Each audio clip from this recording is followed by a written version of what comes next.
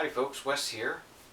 Well, sitting here cleaning some records and thought, well, why not go ahead and do a video and show off how I clean records.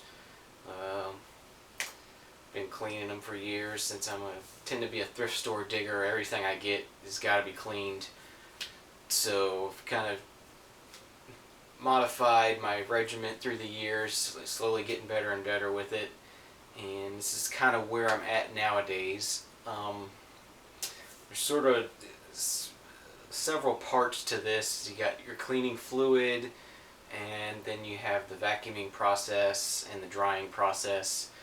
I guess we'll start with the cleaning fluid. Everybody has their own sort of take on this. There's a lot of homebrew recipes online. I've sort of modified some of those to my liking and tried some different things over the years. You can buy commercial record cleaning solution, but what I found to work is just a simple homebrew recipe that I make with distilled water, alcohol, and rinse agent for like a dishwasher rinse agent, just to break down the surface tension of the water to help it get down in the grooves better.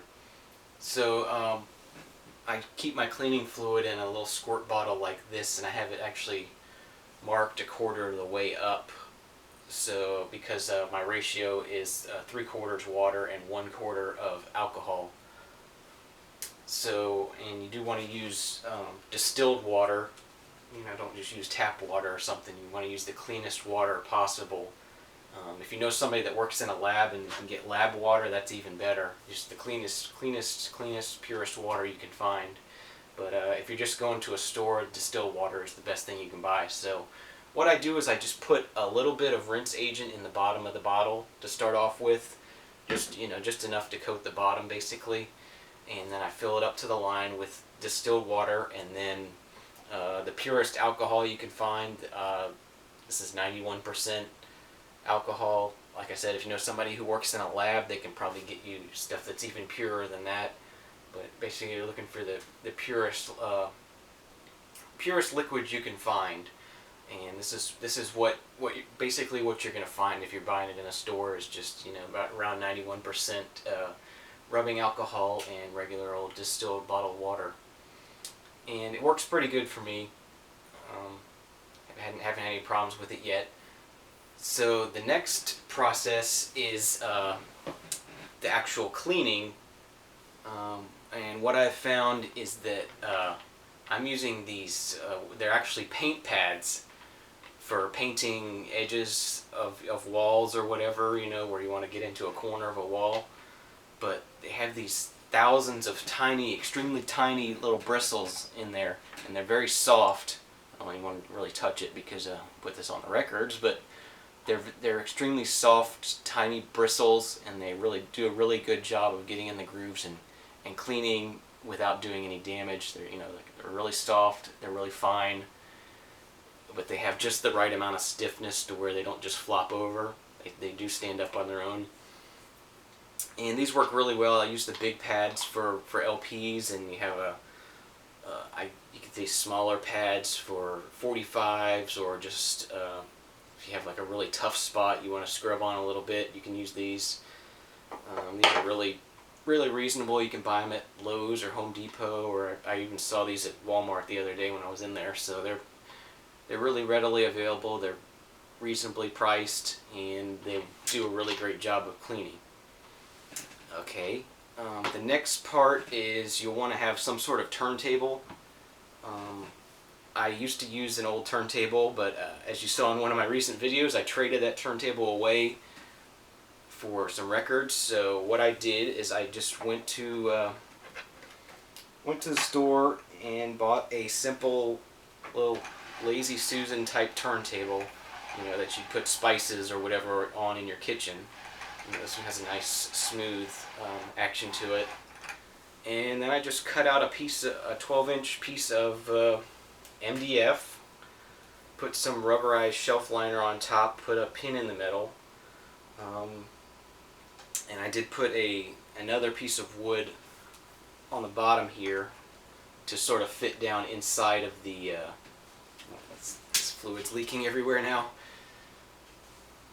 gets kind of wet, but just this is the shape that fits down inside of this Lazy Susan I bought, and I put another piece of rubberized shelf liner in there just to make that a nice tight fit. And you can just basically set this on here, and gives you a turntable to work on. Okay, and the final part, or the next part, is the actual vacuuming process. And what I did is I went to the hardware store again and took one of the fittings for my vacuum and matched it up to a piece of plumbing pipe that was the same size, so I knew it would fit onto the end of my vacuum. And this is a part from a sink drain, I believe, is what fit my vacuum. It probably fits a lot of other vacuums. I glued a cap onto the end of it, and then cut a slit into one side of it that's the width of the grooves on a record, and then just wrap it, use some spray adhesive and wrap it in felt, and cut the groove in the felt also, so it has a place to, the vacuum has a place to create suction.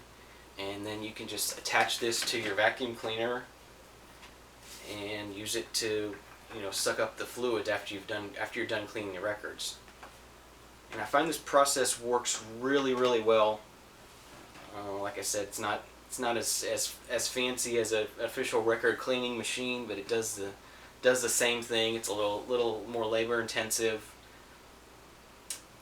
but it's the way I've been doing things. It works really well. It cleans up some records. You find some good thrift store finds. They tend to be really dirty and nasty and grungy, and this does a really good job of cleaning it. The final step, I will say, is that I do a drying process after you're done vacuuming the record. There's still going to be some residual fluid on the record, and you don't want that. So I use two of these microfiber towels, and these are only used for records. I keep them stored inside of a Ziploc freezer bag to keep the dust off them. But once you're done with the vacuuming process, you can transfer it over here to this, and then finish drying it with these two microfiber towels. So I'll go ahead and do a cleaning with this and just show you the process from start to finish and share that with you. Okay. So first I just squirt down a little bit of the cleaning fluid onto the record, and just follow the grooves around. Move this out of the way. Follow the grooves around with the paint pad. Go around a couple times and just, depending on how dirty the record is to begin with. If it's pretty clean looking to begin with, you might only want to go around once, but can't hurt it too much. You don't want to do this too long to where the fluid actually dries, because it does dry reasonably quick because of there's alcohol in it, so it does dry faster than just water would. But just want to go around a couple times, make sure it's good and clean, and then fire up the vacuum and set it down and rotate the record until it's dry. So we'll go ahead and do that now.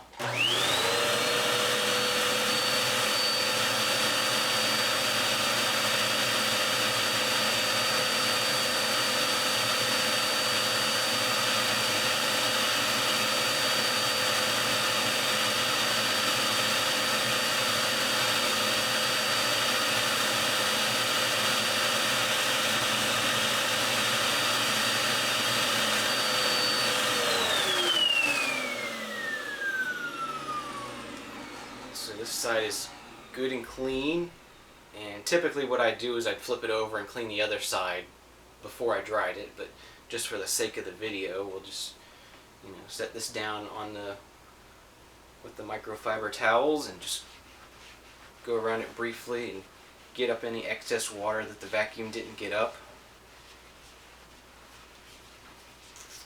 and that's pretty much all there is to the process. I do set them on a rack for a little while afterwards to dry, just to be 100% sure they're dry before I put them away. But that's my process for cleaning records. Let me know if you have any questions or suggestions on ways I can do things better. But I hope you found this interesting anyway. So thanks for watching, and we'll see you next time. Bye.